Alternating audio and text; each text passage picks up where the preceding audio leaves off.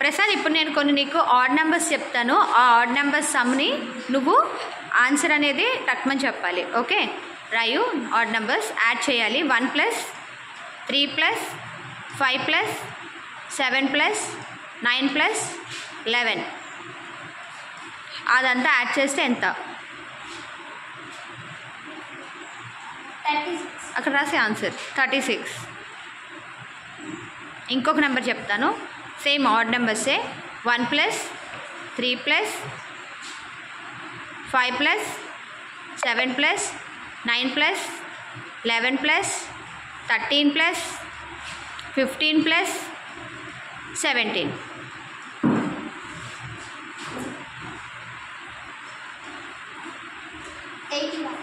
81.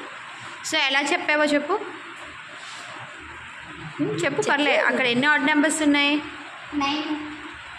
So 9 odd numbers ఉన్నాయి. చూడండి children, 1 2 3 4 5 6 7 8 9 ఇవన్నీ 9 కాన్సిక్యూటివ్ ఆడ్ నెంబర్స్, అంటే పక్క పక్కనే ఉన్న ఆడ్ నెంబర్స్.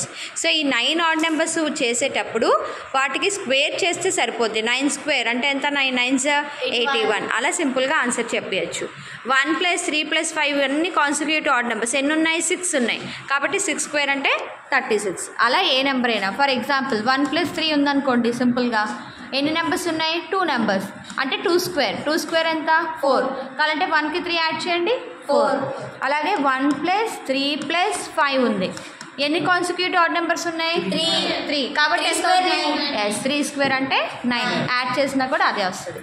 సో ఇది మనకి స్క్వేర్ నెంబర్స్కి సమ్ ఆఫ్ కాన్సిక్యూటివ్ ఆడ్ నెంబర్స్కి మధ్య ఉన్న రిలేషన్షిప్.